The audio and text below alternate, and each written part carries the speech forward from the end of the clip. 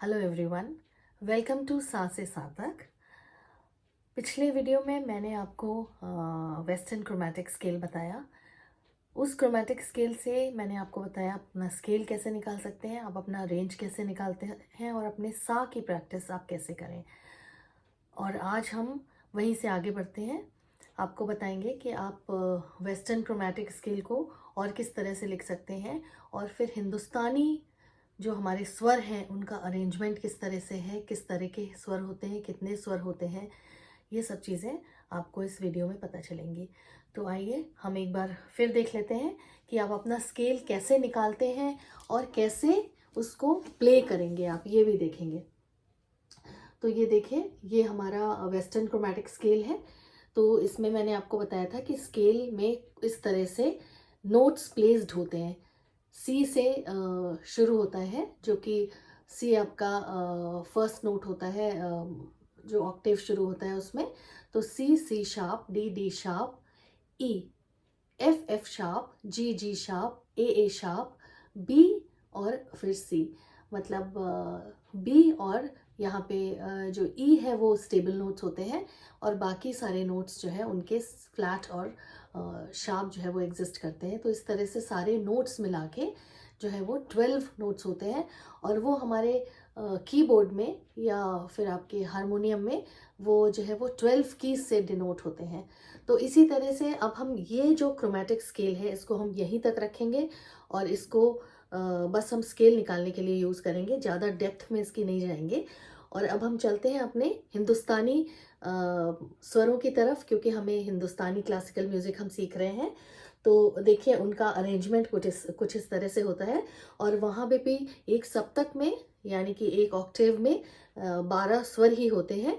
लेकिन हम प्ले अपने स्केल में, जब हम प्ले करते हैं स्केल को, तो हम सिर्फ 7 स्वर ही प्ले करते हैं। वो है सा, रे, गा, मा, पा, धा, नी, सा। अब ये जो फ्रीक्वेंसीज हैं, देखिए, इन फ्रीक्वेंसीज में सा, रे, गा, मा, पा, धा, नी और सा की जो फ्रीक्वेंसीज हैं, उन फ्रीक्वेंसीज के बीच में कुछ और फ्रीक्वेंसीज भी एग्जिस्ट करती हैं, जिसको हमारा ह्यूमन थ्रोट्स जो है वो हम गा सकता है। तो वो जो फ्रीक्वेंसीज हैं वो क्या हैं, उनको हम हिंदी में हम उनको विकृत स्वर कहते हैं। विकृत मतलब या तो वो अपनी जो फ्रीक्वेंसी है, जैसे रे की फ्रीक्वेंसी से या तो थोड़ा नीचे एग्जिस्ट करेगा एक स्वर की फ्रीक्वेंसी से, या फिर थोड़ा ऊपर एग्जिस्ट करेगा। तो विकृत स्वर, उनको इस तरह से उनको विकृत स्वर कहा जाता है।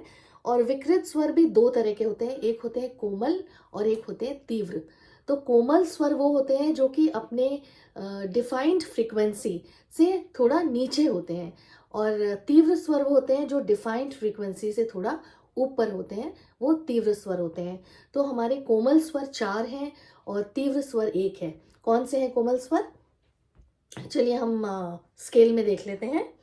सा, रे के बीच में कोमल रे और गा के बीच में कोमल गा और माँ के बीच में कोई फ्रीक्वेंसी ऐसी एग्जिस्ट नहीं करती।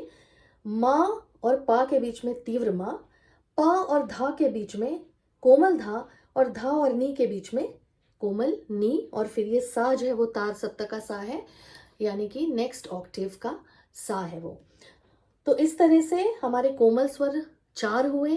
कौन कौन से? कोमल रे, कोमल गा, कोमल धा और कोमल नी। वो एक ही तीव्र स्वर है, वो है तीव्र माँ, जो कि माँ और पा के बीच में एग्जिस्ट करता है। यहाँ पा जो है वो स्टेबल है और सा जो है वो भी स्टेबल है। इनको कहते हैं अचल स्वर, हिंदी में इनको अचल स्वर कहते हैं। बाकी स्वरों को हम चल स्वर भी कह सकते हैं, क्योंकि आप देख रहे हैं उनके ऊपर और नीचे की फ्रीक्वेंसीज एग्जिस्ट करती हैं। तो इस तरह से कोमल और तीव्र स्वर मिला के हो गए हमारे विकृत स्वर 5। तो हमारे शुद्ध स्वर क्या है? सा, रे, गा, मा, पा, धा, नी, ये शुद्ध स्वर है, ये है 7। तो 7 और 5 मिला के हो गया 12। तो ये 12 स्वर हो गए और 12 कीज इनको डिनोट करती हैं। अब क्रोमैटिक स्केल को हमने कुछ इस तरह से भी लिखा था। तो देखिए, ये क्योंकि बार बार घूम के सी आ जाता है, तो हम इसको इस तरह से भी लिख सकते हैं। यहाँ पे ई और बी देखिए स्टेबल दिखाया गया है। और इसी तरह से हम अपना हिंदुस्तानी स्वर पद्धति को भी हम इस तरह से लिख सकते हैं, क्योंकि इसमें भी देखिए सारे गामा पाधा निसा उनके बीच के ये जो चल स्वर हैं वो दिखाए गए हैं, जैसे कोमल रे, कोमल गा, कोमल धा, कोमल नी और तीव्र मा। इस तरह से ये ऐसे ही चलता रहता है, बार बार सा नेक्स्ट ऑफ्टेक का सा जाता है। तो इस तरह से ये आप लिखिए। और अब इसको प्ले कैसे करेंगे वो मैं आपको बताती हूँ। तो प्ले करने के लिए जब हम अपना स्केल प्ले करते हैं तो हम सिर्फ शुद्ध स्वर बजाते हैं और कोमल स्वर जो है वो हम छोड़ देते हैं, उनकी कीज हम छोड़ देते हैं। सा जो है वो आपकी स्केल का पहला नोट है। अगर मान लीजिए आपका स्केल ए शार्प है तो वो ए शार्प की जो है वो आपका सा है। और उसी तरह से डी शार्प अगर आपका स्केल है तो डी शार्प की जो की है वो आपका सा है। उसके बाद आपके बाकी के रे गा मा पा धा वाले नोट्स हैं। तो चलिए हम देख लेते हैं कि हम उसको प्ले कैसे करते हैं। जैसे आप ए शार्प स्केल आपने डिसाइड किया कि आपको प्ले करना है, तो ए शार्प स्केल के लिए आपको पता है कि ये जो है की दो ब्लैक कीज के मिडिल ऑक्टेव जो आपने लिया है उसके दो ब्लैक कीज के पहले ये सी है, इसके पहले वाली बी है, उसके पहले वाली ए शार्प है। तो अगर मान लीजिए आपको ए शार्प स्केल प्ले करना है तो अगर आप ए शार्प स्केल पे के इस की पे आप अपना फिंगर रखेंगे तो ये हो गया ए शार्प। उसके बाद ये हो गया आपका सा। तो सा के बाद आपको रे की छोड़नी है एक, और शुद्ध रे प्ले करना है। तो एक की छोड़ दीजिए आप और शुद्ध रे प्ले करिए। तो सा रे। अब कोमल गा की एक की छोड़ दीजिए, गा। और गा के बाद आपको गा और माँ के बीच में कोई फ्रीक्वेंसी नहीं है तो आप उसकी नेक्स्ट की ही प्ले करिए,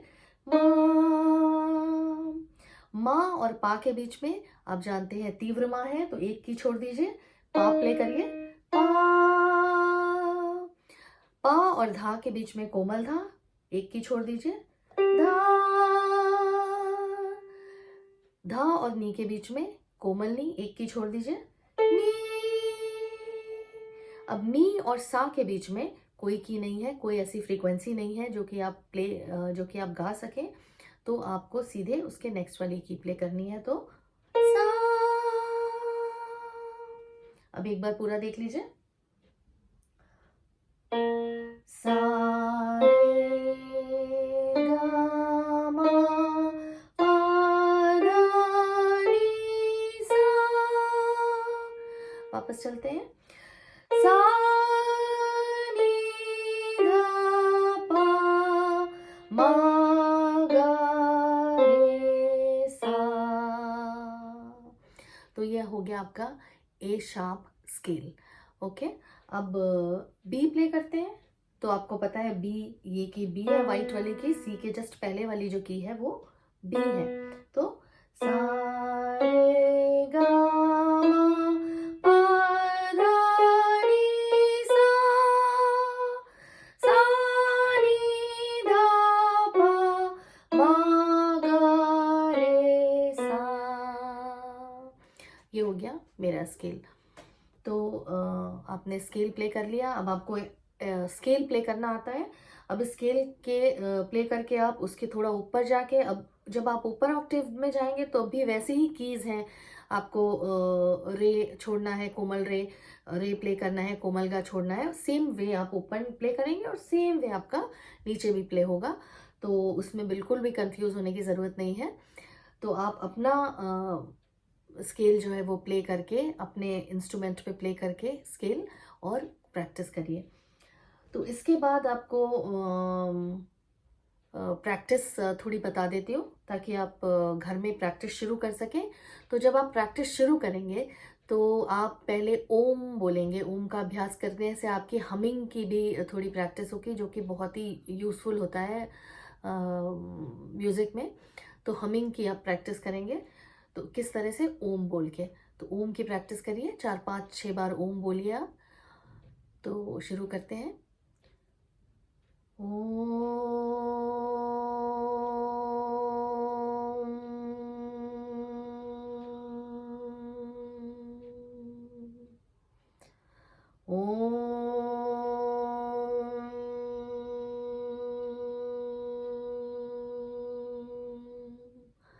अब आप जितना लंबा इसको खींच सकते हैं खींचिए, और प्रैक्टिस के साथ आपका ये काफ़ी आप इसको स्ट्रेच कर सकेंगे।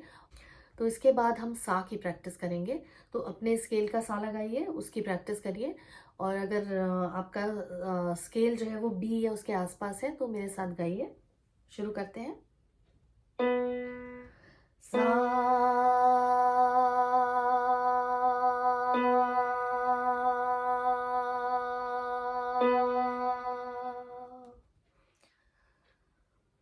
सा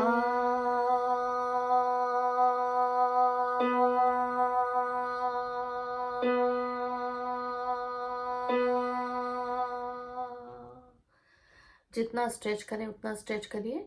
और एक बात आपको ज़रूर बतानी है कि सा जो है वो आपका बिल्कुल प्लेन इस तरह से ऐसे एक ही वॉल्यूम में एक ही बिल्कुल स्टेबल ऐसे आना चाहिए। ये नहीं कि आपका थोड़ा ऊपर जा रहा है, सा ऐसे नहीं आना है, या शेक वेक नहीं करना है। तो एकदम स्टेबल ऐसे करके आना चाहिए। एक बार और लगाते हैं। सा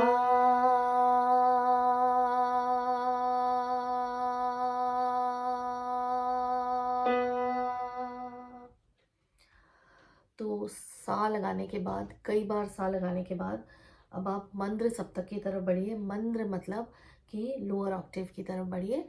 हिंदी में इसको मंद्र सप्तक कहते हैं। बीच में जो ऑक्टेव आपका मिडिल ऑक्टेव है उसको आप कहते हैं मध्य सप्तक हिंदी में, और ऊपर वाला जो ऑक्टेव है आपका अपर ऑक्टेव उसको आप कहते हैं तार सप्तक। तो हो गया मंद्र सप्तक, मध्य सप्तक और तार सप्तक। तो इन तीनों ऑक्टेव्स में आपकी रेंज होती है, तो आपको इन तीनों ऑक्टेव्स की प्रैक्टिस करनी है।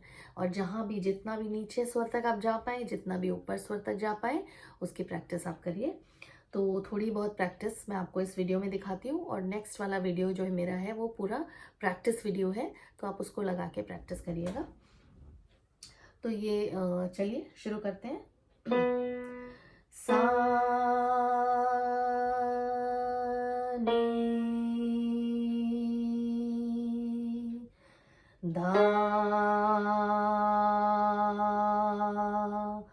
पा मा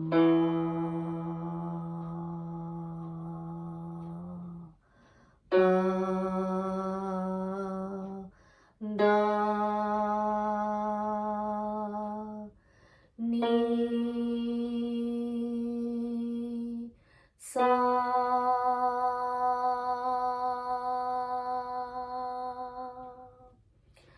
तो इसको अब आकार में भी प्रैक्टिस करें। आ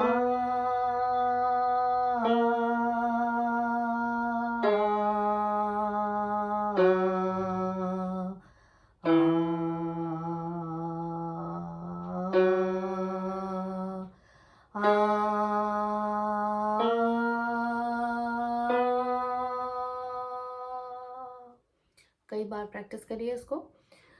अब इसके बाद आप मध्य सप्तक में आइए। मध्य सप्तक की प्रैक्टिस करते हैं। सा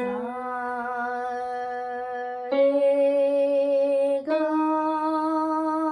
मा पा धा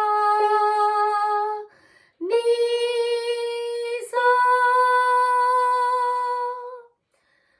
सा नी धा पा मा गा रे सा।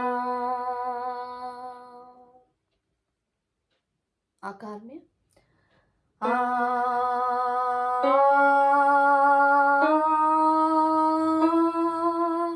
आ